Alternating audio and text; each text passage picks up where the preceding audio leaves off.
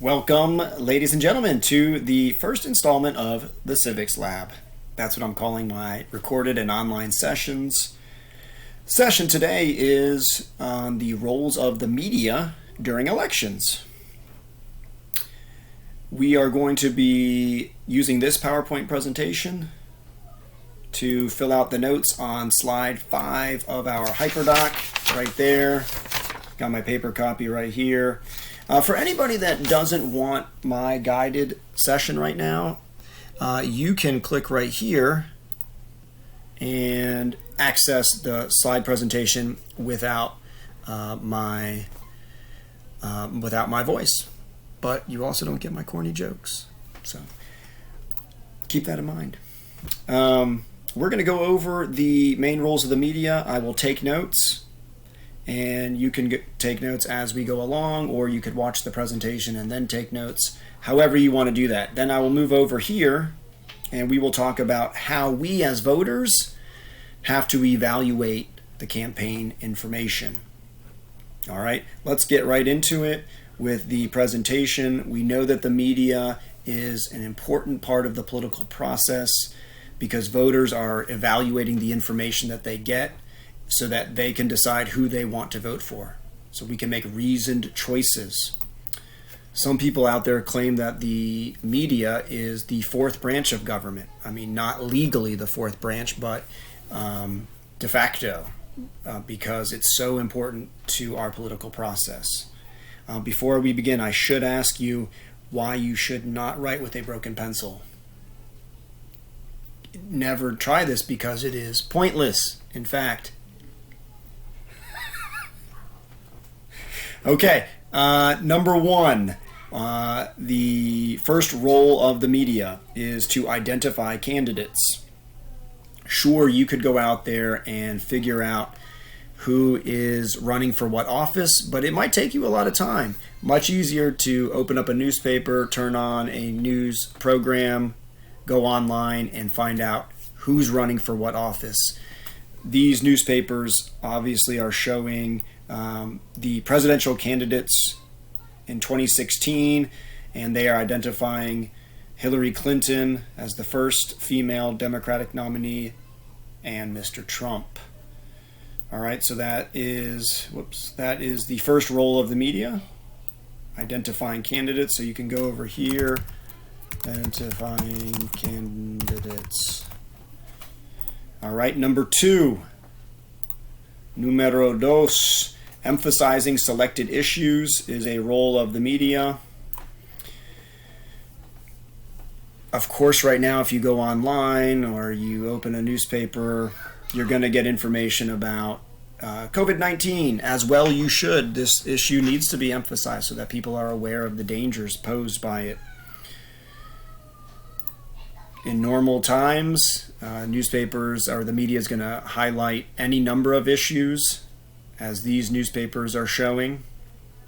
As well, a news outlet may choose not to emphasize a selected issue, and might be saying something by doing that they don't want to cover a certain story. Emphasizing, come right back over here.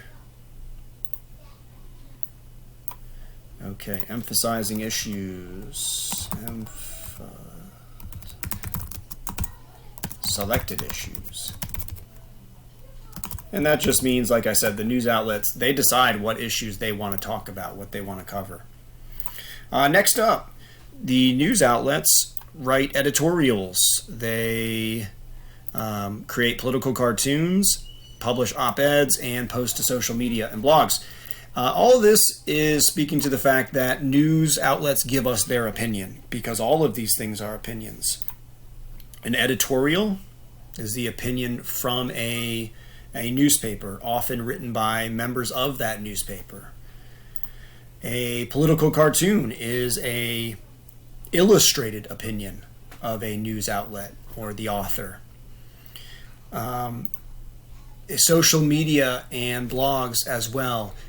They encourage the sharing of information and ideas, different expressions of opinions on social medias and blogs. And I know you guys are using your social media maybe not necessarily to give your opinion on something, but you're familiar with social media and how it's used. So, number 3, writing, writing editorials, publishing political cartoons. Social media blogs. All right, so we've got 3 out of the 4, and the final the final role of the media when it comes to elections is to broadcast different points of view. At least you would hope that the media would be broadcasting different points of view, and pictures shown here is about healthcare and whether or not it should be provided by the government. We go to the next slide, which shows a Clinton-Trump presidential debate back from 2016. A debate is a great illustration of broadcasting different points of view, because inherently in a debate you have candidates, you have people with different points of view, and they're making those viewpoints known. So you're going to write in here for different points of view, broadcast different points of view. Do not need that highlighted. Broadcast different points of view. All right, and I'm not going to write the answers for editorials and political cartoon. Please go back to my presentation and get those answers in there. Editorial is a vocab word. But I do want to talk a second here about remembering the roles of the media. And I'm going to have us go ahead and highlight the first letter of each word here. So the I and the E. Using my highlighter, you could underline, you could bold, however you want to do it. We're going to use this mnemonic device to help us remember the roles of the media. All right, and I will write it down here. IEWB. So I want to challenge you. I want to encourage you to come up with your own mnemonic device. But if not, if you can't or you don't want to, you're welcome to use mine that I've been using for years. I eat wet bagels. Kind of disgusting, but it also sits up here. I eat wet bagels. Identify candidates, emphasize select issues, write editorials, political cartoons, and post to social media blogs, and then the bagels broadcast different points of view. Next, we're going to go over to strategies for voters to evaluate information for voting. Change this. I see an error in there, to evaluate information for voting.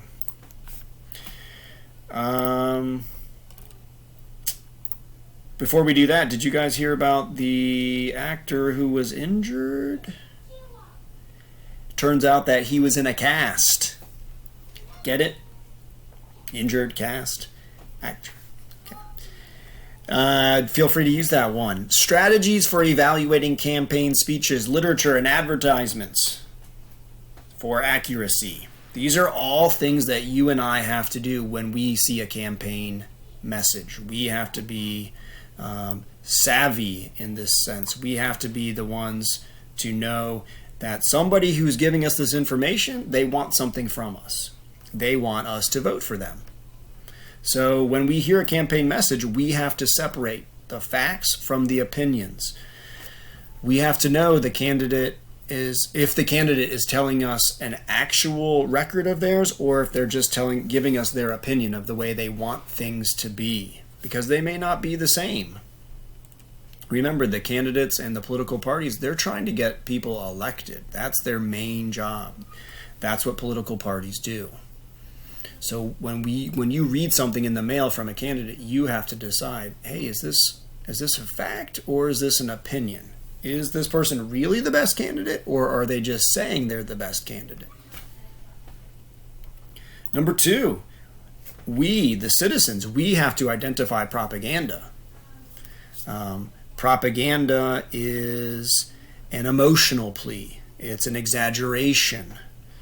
A candidate is not going to start their political advertisement by saying, hey, everybody out there, I just want to tell you this is going to be some propaganda, and it's my opinion that the person that is running against me is a really terrible choice, and you would be you may as well leave the country if you're going to vote for that person. All right, candidates are not going to tell you that something is propaganda. You have to be the one to decide what propaganda is or when it's being used. So I'll pause right there and go back to our note sheet. Citizens have to separate fact from opinion. Yep. Citizens have to identify propaganda. All right, and then 2 more. Citizens have to detect bias in the news coverage, and this can be difficult because bias can be a little bit more subtle in that you may not realize that the information you're getting is biased. You have to be the one to decide, or you have to be the one to pick it out. Okay, here's 3 news headlines about the same issue. This is about gun control in Illinois.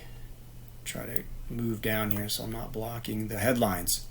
Headline 1, court strikes down Illinois concealed carry ban. 2, court backs loaded guns in public. 3, federal court ruling on Illinois concealed carry ban sets stage for appeal, legislative battle.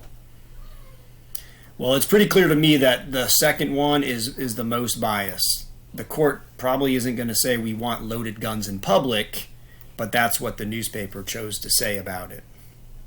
You as the reader of the information has to realize that that is biased. So we are going to detect bias and go on to the final strategy, which is to evaluate sources. Not all sources of information are the same. The Onion newspaper, if you've never read it, you should check it out. It's hilarious. It's a little bit crass, maybe not for everybody. But the Wall Street Journal, on the other hand, a very well-respected source of information. So detect bias, and finally, evaluate sources. Evaluate sources. All right, what should you look for when you detect bias? Go back to my slide that I was showing about bias. Actually, I don't think I did spend too much time on it. This is what you're looking for: opinions, exaggerations, one-sided reporting.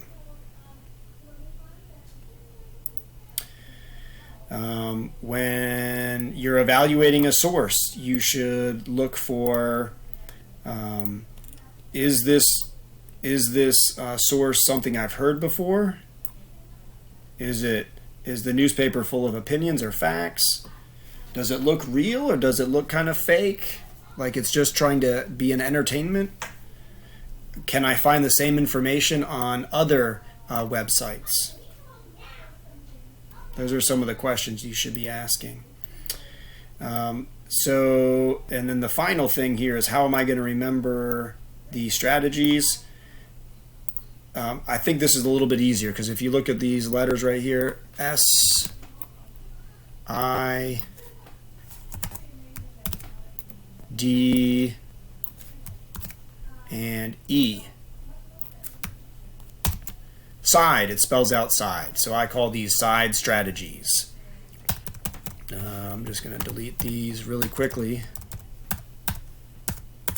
Side strategies. And then remember, side, S, separate fact from opinion. I, identify propaganda. D, detect bias. E, evaluate your sources. That's all I have for the Civics Lab. Guys, if you have any questions, please email me. Take care, please. and I'll see you next time.